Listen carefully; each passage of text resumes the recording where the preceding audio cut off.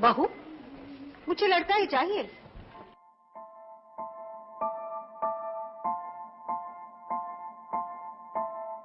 माँ माँ माँ माँ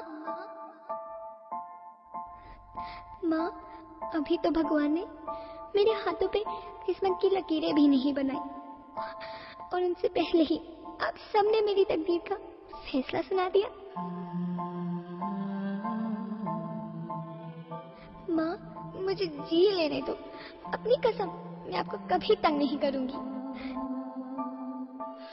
जब जब खाना खाने के बाद आपसे मीठा खा रही होंगी, तब मैं रसोई में जाकर सारे बर्तन साफ कर दिया करूंगी। माँ, मेरी स्कूल फीस की चिंता मत करना। मैं भैया की किताबों से अपने आप ही पढ़ लिख जाऊंगी। और हाँ, पापा से कहना मेरे दहेज की चिंता ना करें। मैं आपके साथ रहकर आपके बुढ़ापे का सहारा बनूंगी। अगर फिर भी आपको लगता है कि मैं आप पर बोझ बनूंगी, तो आप इस ऑपरेशन पर भी खर्चा मत करना। मैं ही भगवान जी से कह दूंगी कि मेरी माँ मेरा मरा मुंह देखे। जो तुझसे लिपटी बेड़ियां, समझ न इनको वस्त्र तू। जो तुझसे लिपटी बेड़ियां, समझ न इनको वस्त्र तू। ये बेड़ियां पिघाल के बना ले इनको शस्त्र तू। बना ले इनको शस्त्र तू। तू खुद की खोज में निकल, तू किस लिए हताश है। तू चल, तेरे वजूद की समय को भी तलाश है। समय को भी तलाश है। चरित्र जब पवित्र है तो क्यों है ये दशा तेरी। चरित्र जब पवित्र है तो क्यों है ये दशा तेरी। ये पापियों को हक नहीं कि ले वो परीक्षा तेरी। कि ले वो परीक्षा तेरी। तू खुद की खोज में निकल, तू किस लिए हताश है। तू चल, तेरे वजूद की समय को भी तलाश है। समय को भी तलाश है। जला के भस्म कर उसे जो क्रूरता का जाल है। जला के भस्म कर उसे जो क्रूरता का जाल है। तू आरती की लौ नहीं, तू क्रोध की मशाल है। तू आरती की लौ नहीं, तू क्रोध की मशाल है। तू खुद की खोज में निकल, तू किस लिए हताश है। तू चल, तेरे वजूद की समय को भी तलाश है। समय को भी तलाश है।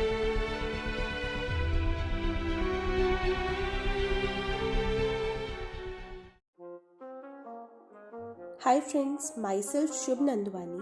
सो आज का सवाल ये है कि आखिर भारत की औरत कमज़ोर क्यों।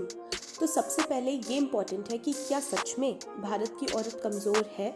सबसे पहले ये जानना इम्पॉर्टेंट है कि क्या सच में कमज़ोर है, और अगर है तो क्यों है, क्या रीज़न्स है कमज़ोर होने के। तो उसके लिए सबसे पहले हमें ये जानना इम्पॉर्टेंट है कि स्टीरियोटाइपिंग क्या होता है, क्योंकि हमें फैक्ट्स पे बात करनी है। थ्रू आउट द हिस्ट्री देखेंगे हम कि विमेन की कंडीशन कैसे चेंज होती है, कैसे अच्छी हुई, कैसे बुरी हुई, आखिर क्या रीजंस थे उसके बिहाइंड। तो उसके लिए सबसे इम्पॉर्टेंट है ये जानना कि स्टीरियोटाइपिंग क्या होता है, क्योंकि थ्रू आउट द हिस्ट्री हमें ये देखने को मिलता है। स्टीरियोटाइपिंग मतलब होता है अनकॉन्शियसली जो सोसाइटी में चल रहा है वो एक्सेप्ट करते हुए जाना और अपने सबकॉन्शियस माइंड में बिठा लेना, उसे क्वेश्चन नहीं करना। क्या तुम मुझे बता सकते हो कि तुमने ऐसा कौन सा तीर मारा है कि तुम्हारी शादी इतनी धूमधाम से हो रही है और डाउरी में तुम्हें गाड़ी मिल रही है। मैं लड़का हूँ। रियली? तो दो तरीके के स्टीरियोटाइप्स होते हैं, masculine stereotypes and feminine stereotypes. Masculine stereotypes जैसे कि आपने बहुत ही नॉर्मली सुना होगा कि अरे 25 के हो गए अभी तक कमाते नहीं, और जल्दी घर बसाओ, पोता दे दो। और वहीं फीमेल स्टीरियोटाइप्स की अगर हम बात करें, फेमिनिन स्टीरियोटाइप्स की, अरे 22 की हो गई जल्दी शादी करा दो, कितना दहेज दोगे इसे, अरे पढ़ लिख के क्या करेगी। तो ये स्टीरियोटाइपिंग करना होता है, जो चलता आ रहा है उसे क्वेश्चन ना करना, बल्कि उसको आगे लेते हुए चले जाना।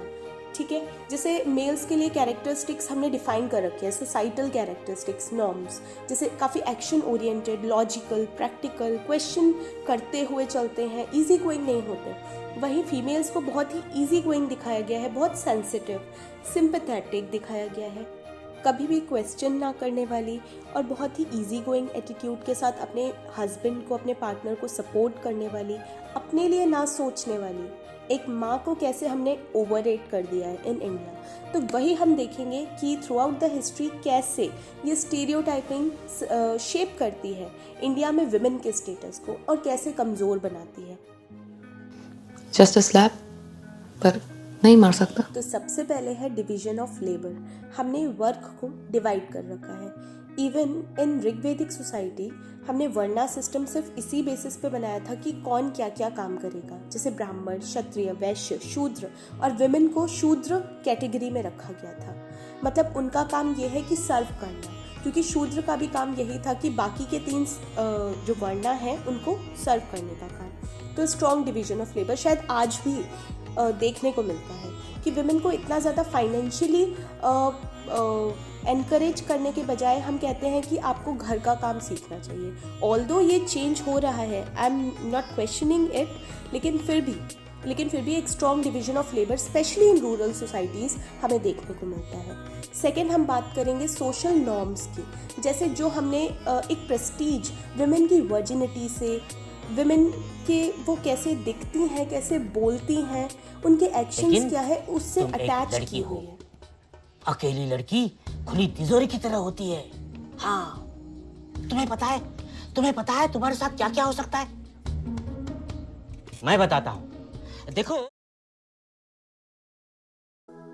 उसके बाद मैरिज आज के टाइम पे एक इम्पॉर्टेंट इंस्टीट्यूशन की तरह हमें कम दिखाई दे रहा है, although it is very important बहुत सारी सोसाइटीज़ में। लेकिन फिर भी आप बहुत सारे बड़े बड़े अर्बन सिटीज़ में देखो तो ये फेड होता हुआ दिखाई दे रहा है। People are not very interested to be liable to someone, वो लायबल होना नहीं चाह रहे हैं। और वहाँ पे आप ऑब्जर्व करेंगे कि आपको ज़्यादा इक्वेलिटी देखने को मिलेगी, क्योंकि हिस्टोरिकली जो मैरिजेस थी वो विमेन की वर्जिनिटी को कंट्रोल करने के लिए भी बनाई गई थी। ऑल्दो जब हम ऋग्वेदिक या फिर लेटर वैदिक पीरियड की बात करें तो उस टाइम पे ये इसको एक होली बॉन्ड, एक सेक्रेड बॉन्ड माना जाता था। लेकिन फिर भी over the period of time इसको विमेन की सेक्सुअलिटी, उनकी वर्जिनिटी को कंट्रोल करने का एक माध्यम माना गया। दहेज प्रथा, सती प्रथा, विमेन का शादी के बाद नाम बदलना, उसके अलावा उसका अपने पापा की प्रॉपर्टी पे, एंसेस्ट्रल प्रॉपर्टी पे कोई राइट ना होना, ये सब बहुत ही क्लियरली इंडिकेट करते हैं विमेन का स्टेटस एक सेकेंड सेक्स के रूप में, एक वीकर सेक्स के रूप में। तो ये सारे स्टीरियोटाइप्स अब हम देखेंगे थ्रू आउट द हिस्ट्री। हम शुरू करेंगे करीब 10,000 साल पहले की बात, जब इंडस वैली सिविलाइजेशन, जिसे हम हिंदी में सिंधु घाटी सभ्यता के नाम से भी जानते हैं, उस टाइम पे विमेन को गॉडेस की तरह ट्रीट किया जाता था। मोहनजोदारो, जो आज के टाइम पे सिंध पाकिस्तान में स्थित है, वहाँ से हमें मदर गॉडेस की मूर्ति भी मिली है। काफ़ी अच्छे से उनके स्टेटस को दिखाया गया है। फिर अगर हम बात करेंगे ऋग्वेदिक सोसाइटी की, जो अब से करीब 3,500 साल पहले की बात है, तो इस टाइम पे विमेन की एजुकेशन को एक बहुत ही इम्पॉर्टेंट क्वालिफिकेशन माना जाता था मैरिज के लिए। ऑल्दो मैरिज एक बहुत इम्पॉर्टेंट इंस्टीट्यूशन था, मैंने आपको बताया, कंट्रोल करने के लिए उनकी सेक्सुअलिटी, लेकिन फिर भी विमेन की एजुकेशन को एम्फेसाइज किया गया। मोनोगैमी प्रिवेलेंट थी। मोनोगैमी मतलब आप एक शादी कर सकते हैं, आप मल्टीपल फीमेल पार्टनर्स नहीं रख सकते। लेकिन इस टाइम पर भी सोसाइटी पेट्रियार्कल थी, मतलब मेल डोमिनेट करते थे। उस टाइम की सभा, समिति, इन सब में भी मेल डोमिनेट करते थे। ऑल्दो फीमेल्स को आना अलाउड था, डिस्कशन करना अलाउड था, लेकिन फिर भी जो फाइनल वर्डिक्ट होता था वो मेल्स देते थे। गृह सूत्रास, धर्म सूत्रास जो इस टाइम पे लिखे गए थे, वो काफ़ी डिटेल्ड अकाउंट देते हैं उस टाइम की सोसाइटी के बारे में, मैरिजेस के बारे में। उस टाइम पे मैरिज को एक होली बॉन्ड, एक बहुत ही सेक्रेड बॉन्ड, ना कि एक कॉन्ट्रैक्ट की तरह डील किया जाता था, जो शायद आज के टाइम पे हमें देखने को मिलता है। अगर हम बात करें लेटर वैदिक पीरियड की, तो इस टाइम पर वर्णा सिस्टम काफ़ी स्ट्रांगली प्रिवेलेंट था। ये करीब 3,000 साल पहले की बात है। इस टाइम पे वर्णा सिस्टम काफ़ी प्रिवेलेंट था। Society based on societal needs और ऑक्यूपेशन 4 भाग में डिवाइडेड थी। ब्राह्मण, क्षत्रिय, वैश्य, शूद्र, इनके ऑक्यूपेशंस डिवाइडेड थे, और विमेन को शूद्र कैटेगरी में रखा जाता था, शूद्र वर्णा में रखा जाता था। अनुलोमा सिस्टम ऑफ मैरिजेस प्रिवेलेंट थी, जिसमें लड़की छोटी वर्णा की हो सकती है लेकिन लड़का छोटे वर्ण का नहीं हो सकता, जबकि जो प्रतिलोमा सिस्टम ऑफ मैरिजेस है वो अलाउड नहीं थी। इस पीरियड में विमेन को एक कमोडिटी, एक चीज़ की तरह दिखाया गया है। इस टाइम पे विमेन को जीता जा सकता था, खरीदा जा सकता था, बेचा जा सकता था। जबकि इसी टाइम पीरियड में लिखे हुए टेक्स्ट जैसे कि महाभारत, रामायण, वो विमेन की कंडीशन को बहुत ही अच्छा दिखाते हैं और सीता, अहल्या, द्रौपदी, तारा, मंडोदरी को 5 आइडियल्स की तरह पेश किया जाता है। 1500 से 500 साल पहले मध्यकालीन भारत में विमेन की कंडीशन काफ़ी ख़राब होते हुए दिखी। ऑल्दो काफ़ी सारी औरतें उस टाइम पे ऐसी भी थी जो आगे बढ़ी, लेकिन फिर भी ऑल इन ऑल एक गिरावट देखने को मिलती है। इंटरकास्ट, म्यूचुअल लव जैसी चीज़ें इस टाइम पे अलाउड नहीं थी। ऑल्दो हमें पॉलीगैमी भी बहुत स्ट्रांगली देखने को मिलती है अमंग द मुस्लिम रूलर्स। सती प्रथा को इस टाइम पे काफ़ी बल मिला। ज़रूर इस टाइम पे विमेन की कंडीशन गिरती हुई दिखाई देती है, लेकिन फिर भी रज़िया सुल्तान जो फर्स्ट एंड लास्ट दिल्ली पे रूल करने वाली फीमेल थी, वो इस टाइम पर थी। नूरजहान, ताराबाई, चांद बीबी जैसे फेमस नेम्स हमें मेडिवल हिस्ट्री में दिखाई देते हैं। करीब 370 साल पहले की बात करें तो इस टाइम पे अंग्रेज़ इंडिया आ चुके थे। इस टाइम पर अगर हम देखें, धीरे धीरे विमेन ने अपने राइट्स को पहचानना शुरू किया। उन्हें बल मिला ईश्वर चंद्र विद्यासागर से, राजा राम मोहन रॉय जैसे लीडर्स से। उन्होंने अपने लिए आवाज़ उठाई, सती प्रथा के खिलाफ आवाज़ उठाई, विमेन एजुकेशन पे, विडो रीमैरिज पे आवाज़ उठाई। 1947 आते आते इंडिया बहुत ही स्ट्रांगली प्रभावित था by the French revolution, by the ideology of liberty, equality, fraternity, जो हमने हमारी कॉन्स्टिट्यूशन में भी इंक्लूड किया। अमेरिकन कॉन्स्टिट्यूशन से जो हमें आउटपुट मिले, जो ब्रिटिश हमें देके गए बाय 1935 एक्ट। तो इस तरह हमने कुछ वेस्टर्न आइडियोलॉजीज ऑफ इक्वेलिटी भी अडॉप्ट की, जहाँ पर कोई वर्ना सिस्टम नहीं था, हम सब इक्वल थे। Article 14 of Indian constitution, right to equality, article 21, right to life and personal liberty, हम सारे इंडियन सिटीजन्स को थ्रू आवर कॉन्स्टिट्यूशन मिला है। हम सारे जहां इक्वल ट्रीट होंगे। तो सवाल ये है, जब आज हमारे पास हमारा कॉन्स्टिट्यूशन है जो इक्वेलिटी देता है, उसके बाद भी क्या इंडिया की विमेन की कंडीशन अच्छी नहीं है? क्या सच में इंडियन विमेन कमज़ोर हैं? तो फिर हम कुछ फैक्ट्स पे बात करते हैं। पहला है सेक्स रेशियो। हमारे देश में हर 1000 मेल्स पर 943 फीमेल्स हैं। अभी इसी की दूसरी कैटेगरी चाइल्ड सेक्स रेशियो, जो 0 to 6 ईयर्स का एज ब्रैकेट कवर करती है। इसमें फीमेल्स 918 है ऑन 1000 बॉयज़, और ये डिक्रीज हुआ है अकॉर्डिंग टू 2001 सेंसस। 2001 सेंसस में 927 फीमेल्स थी पर 1000 मेल्स, वहीं ये अब और गिर गया है, 918 फीमेल्स हो गई है पर 1000 males. Second, education. According to 2011 census 82.4 हमारे इंडिया में मेल लिटरेसी है, जबकि 65.46 फीमेल लिटरेसी है। ऑल्दो ये लिटरेसी की डेफिनेशन इज़ वेरी नैरो, ये सिर्फ रीड एंड राइट कवर करता है, ये कंप्लीट एजुकेशन कवर नहीं करता। Third, early marriages. Early marriage debar करती है फीमेल्स को from education, employment opportunities, necessary skills required for financial independence, self development, physical and emotional, और डिपेंडेंसी को इंक्रीज करती है। Even in 21st century child marriages prevalent है in rural India, और mostly marriages हो जाती हैं around 18 to 21 years of age. Fourth, dowry demand, दहेज प्रथा। इसका बहुत ही इम्पॉर्टेंट और बहुत ही डेट्रीमेंटल कॉन्सिक्वेंसेस है female infanticide and female foeticide. इसी की वजह से फीमेल को समाज में एक वीकर सेक्स, एक सबॉर्डिनेट, वल्नरेबल, सेकेंड सेक्स का दर्जा दिया जाता है। According to national crimes record bureau report of 2015, 8000 women in India died as a result of dowry harassment. 21 deaths हर दिन हो रही हैं सिर्फ इस वजह से कि उनसे दहेज मांगा जाता है और वो उसे फुलफिल नहीं कर पाते। Fifth, health. National family health survey की रिपोर्ट बताती है कि जो फीमेल्स हैं इंडिया में वो ज़्यादा अंडर नरिश्ड है कंपेयर टू मेल्स। उनमें नेसेसरी प्रोटीन्स, वाइटामिन्स और माइक्रोन्यूट्रिएंट्स की बहुत ज़्यादा कमी मिलती है as compared to males. Employment in informal sector is also one of the biggest factors because 50% of the Indian workforce agriculture में एम्प्लॉयड है, जो खुद ही रिम्यूनरेटिव नहीं है, उसकी प्रोडक्टिविटी बहुत कम है, जो सिर्फ 14% ही जीडीपी में कंट्रीब्यूट करता है। इस प्रोसेस को फेमिनाइजेशन ऑफ एग्रीकल्चर कहते हैं। जो फीमेल्स एम्प्लॉयड हैं भी वो भी काफ़ी वीकली एम्प्लॉयड हैं। डाइवोर्स को स्टिग्मेटाइज करना, rapes, domestic violence, patriarchy, human trafficking, ये तो क्लियर मैनिफेस्टेशंस हैं जेंडर इनइक्वालिटी के, विमेन के स्टेटस के।